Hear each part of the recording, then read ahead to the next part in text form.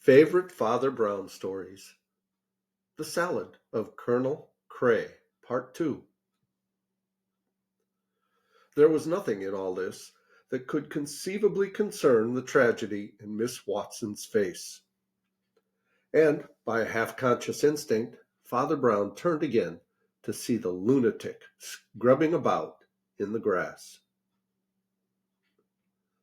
When he strolled across to him, the black, unbrushed head was lifted abruptly, as if in some surprise at his continued presence. And indeed, Father Brown, for reasons best known to himself, had lingered much longer than politeness required, or, even in the ordinary sense, permitted. "Well," cried Craay with wild eyes, "I suppose you think I'm mad, like the rest." "I have considered the thesis," answered the little man composedly, "and I incline to think you are not." "What do you mean?" snapped Craay quite savagely. "Real madmen," explained Father Brown, "always encourage their own morbidity. They never strive against it. But you are trying to find traces of the burglar, even when there aren't any. You are struggling against it. You want what no madman ever wants." "And what is that?" "To be proved wrong," said Brown. During the last words, Craay had sprung or staggered to his feet and was regarding the cleric with agitated eyes. "By hell, but that is a true word," he cried. "They are all at me here that the fellow was only after the silver, as if I shouldn't be only too pleased to think so. She's been at me," and he tossed his tousled black head toward Audrey, but the other had no need of the direction. "She's been at me today about how cruel I was to shoot a poor harmless housebreaker, and how I have the devil in me against poor harmless natives. But I was a good-natured man once, as good-natured as Putnam." After a pause, he said, "Look here, I've never seen you before, but you shall judge of the whole story. Old Putnam and I were friends in the same mess, but, owing to some accidents on the Afghan border, I got my regiment much sooner than most men. Only we were both invalided at home for a bit. I was engaged to Audrey out there, and we all traveled back together. But on the journey back, things happened, curious things. The result of them was that Putnam wants it broken off, and even Audrey keeps it hanging on. And I know what they mean. I know what they think I am. So do you. Well, these are the facts. The last day we were in an Indian city, I asked Putnam if I could get some Trichinopoly cigarettes. He directed me to a little place opposite his lodgings. I have since found he was quite right. But opposite is a dangerous word when one decent house stands opposite 5 or 6 squalid ones. And I must have mistaken the door. It opened with difficulty, and then only on darkness. But as I turned back, the door behind me sank back and settled into its place with a noise of innumerable bolts. There was nothing to do but walk forward, which I did through passage after passage, pitch dark. Then I came to a flight of steps, and then to a blind door secured by a latch of elaborate Eastern ironwork, which I could only trace by touch, but which I loosened at last. I came out again upon gloom, which was half turned into greenish twilight by a multitude of small but steady lamps below. They showed merely the feet or fringes of some huge and empty architecture. Just in front of me was something that looked like a mountain. I confess I nearly fell on the great stone platform on which I had emerged to realize that it was an idol, and worst of all, an idol with its back to me.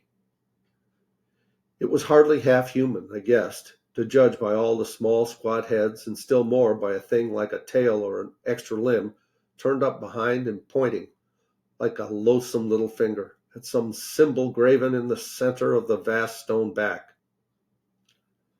I had begun, in the dim light, to guess at the hieroglyphic, not without horror, when a more horrible thing happened.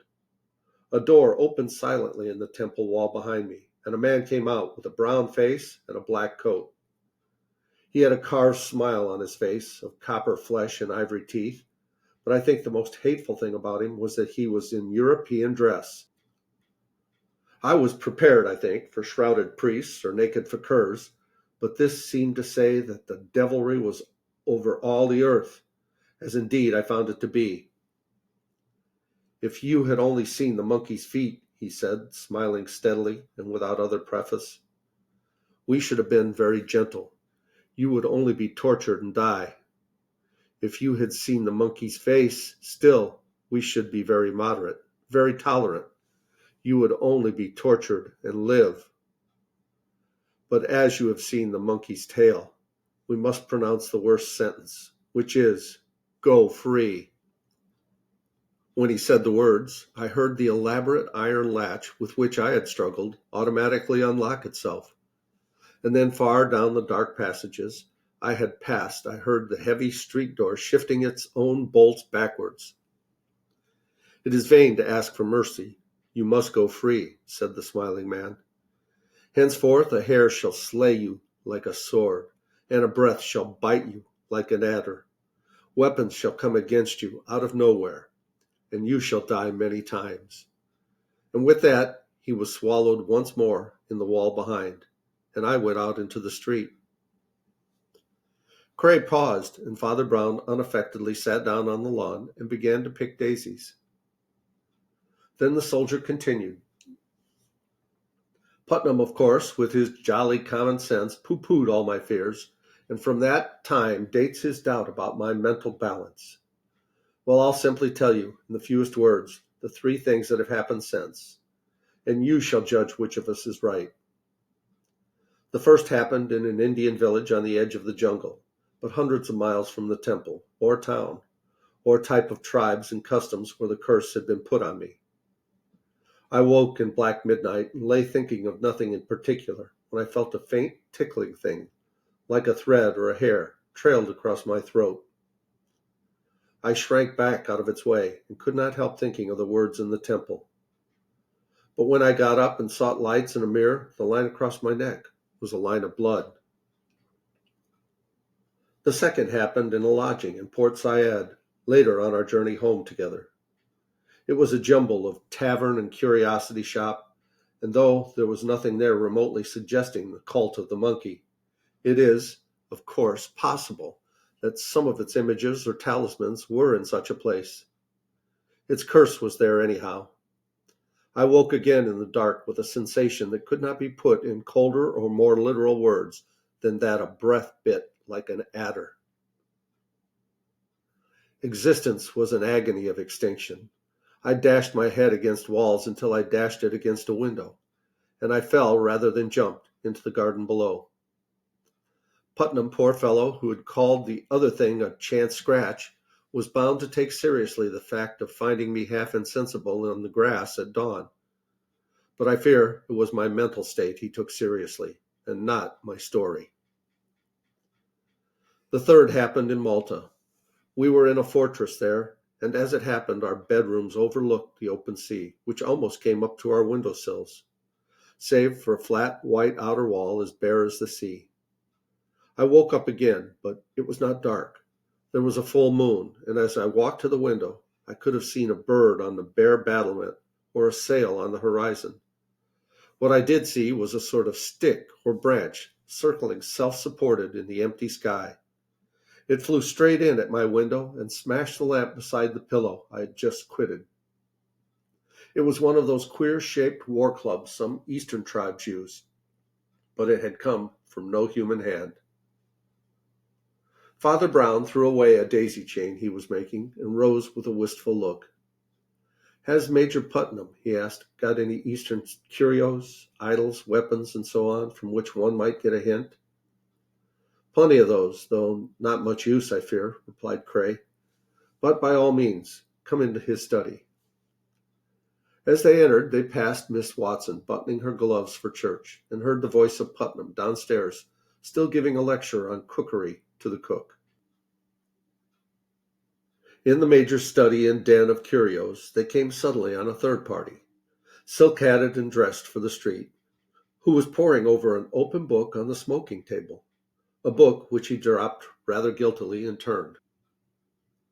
Craay introduced him civilly enough as Dr. Oman, but he showed such disfavor in his very face that Brown guessed the two men, whether Audrey knew it or not, were rivals. Nor was the priest wholly unsympathetic with the prejudice. Dr. Oman was a very well-dressed gentleman indeed, well-featured, though almost dark enough for an Asiatic. But Father Brown had to tell himself sharply that one should be in charity even with those who wax their pointed beards, who have small gloved hands, and who speak with perfectly modulated voices. Craay seemed to find something specially irritating in the small prayer book in Oman's dark gloved hand. "I didn't know that was in your line," he said rather rudely. Oman laughed mildly, without offense. "This is more so, I know," he said, laying his hand on the big book he had dropped. "A dictionary of drugs and such things. But it's rather too large to take to church." Then he closed the larger book, and there seemed again the faintest touch of hurry and embarrassment. "I suppose," said the priest, who seemed anxious to change the subject, "all these spears and things are from India?" "From everywhere," answered the doctor. "Putnam is an old soldier, and has been in Mexico and Australia and the Cannibal Islands, for all I know." "I hope it was not in the Cannibal Islands," said Brown, "that he learnt the art of cookery." And he ran his eye over the stew pots or other strange utensils on the wall. At this moment, the jolly subject of their conversation thrust his laughing, lobsterish face into the room. "Come along, Craay," he cried. "Your lunch is just coming in, and the bells are ringing for those who want to go to church." Craay slipped upstairs to change. Dr. Oman and Miss Watson betook themselves solemnly down the street, with a string of other churchgoers. But Father Brown noticed that the doctor twice looked back and scrutinized the house, and even came back to the corner of the street to look at it again. The priest looked puzzled. "He can't have been at the dustbin," he muttered, "not in those clothes. Or was he here earlier today?" Father Brown, touching other people, was as sensitive as a barometer, but today he seemed about as sensitive as a rhinoceros. By no social law, rigid or implied, could he be supposed to linger around the lunch of the Anglo-Indian friends. But he lingered, covering his position with torrents of amusing but quite needless conversation. He was the more puzzling because he did not seem to want any lunch. As one after another of the most exquisitely balanced categories or curies, accompanied with their appropriate vintages, were laid before the other two, he only repeated that it was one of his fast days, and munched a piece of bread and sipped, and then left untasted, a tumbler of cold water. His talk, however, was exuberant. "I'll tell you what I'll do for you," he cried. "I'll mix you a salad. You can't eat it, but I'll mix it like an angel. You've got a lettuce there?" "Unfortunately, it's the only thing we have got," answered the good-humored major. "You must remember that mustard, vinegar, oil, and so on vanished with the cruet and the burglar." "I know," replied Brown rather vaguely. "That's what I've always been afraid would happen. That's why I always carry a cruet stand about with me. I'm so fond of salads." And to the amazement of the two men, he took a pepper pot out of his waistcoat pocket and put it on the table. "I wonder why the burglar wanted mustard too," he went on, taking a mustard pot from another pocket. "A mustard plaster, I suppose. And vinegar." He produced that condiment. Haven't I heard something about vinegar and brown paper? As for oil, which I think I put in my left." His garrulity was an instant arrested, for lifting his eyes he saw what no one else saw. The black figure of Dr. Oman standing on the sunlit lawn, looking steadily into the room. Before he could quite recover himself, Craay had cloven in. "You're an astonishing card," he said, staring. "I shall come and hear your sermons, if they're as amusing as your manners." His voice changed a little, and he leaned back in his chair. "Oh, there are sermons and a cruet stand, too," said Father Brown quite gravely. "Have you heard of faith like a grain of mustard seed, or charity that anoints with oil? And as for vinegar, can any soldiers forget that solitary soldier who, when the sun was darkened—" Colonel Craay leaned forward a little and clutched the tablecloth. Father Brown, who was making the salad, tipped 2 spoonfuls of mustard into the tumbler of water beside him, stood up, and said in a new, loud, and sudden voice, "Drink that!" At the same moment, the motionless doctor in the garden came running and bursting open a window, crying, "Am I wanted? Has he been poisoned?" "Pretty near," said Brown, with a shadow of a smile, for the emetic had very suddenly taken effect, and Craay lay in a deck chair, gasping as for life, but alive. Major Putnam had sprung up, his purple face mottled. "A crime!" he cried hoarsely. "I will go for the police." The priest could hear him dragging down his palm-leaf hat from the peg and tumbling out of the front door. He heard the garden gate slam, but he only stood looking at Craay, and after a silence said quietly, "I shall not talk to you much, but I will tell you what you want to know. There is no curse on you. The temple of the monkey was either a coincidence or a part of the trick. The trick was the trick of a white man. There is only one weapon that will bring blood with that mere feathery touch, a razor held by a white man. There is only one way of making a common room full of invisible, overpowering poison, turning on the gas. The crime of a white man. And there is only one kind of club that can be thrown out of a window, turn in midair, and come back to the window next to it. The Australian boomerang. You'll see some of them in the Major's study." With that, he went outside and spoke for a moment to the doctor. The moment after, Audrey Watson came rushing into the house and fell on her knees beside Cray's chair. He could not hear what they said to each other, but their faces moved with amazement, not unhappiness. The doctor and the priest walked slowly toward the garden gate. "I suppose the Major was in love with her too," he said with a sigh. And when the other nodded, observed, "You were very generous, doctor. You did a fine thing. But what made you suspect?" "A very small thing," said Oman, "but it kept me restless in church till I came back to see that all was well." That book on his table was a work on poisons, and was put down at the place where it stated that a certain Indian poison, though deadly and difficult to trace, was particularly easily reversible by the use of the commonest emetics. I suppose he read that at the last moment, and remembered that there were emetics in the cruet stand, said Father Brown. Exactly. He threw the cruet in the dustbin, where I found it, along with other silver for the sake of a burglary blind. But if you look at the pepper pot I put on the table, you'll see a small hole. That's where Cray's bullet struck, shaking up the pepper and making the criminal sneeze. There was a silence. Then Dr. Oman said grimly, "The Major is a long time looking for the police." "Or the police in looking for the Major," said the priest. "Well, goodbye." And that's the end of the Salad of Colonel Craay, and the end of our Father Brown stories. Thanks so much for watching and listening.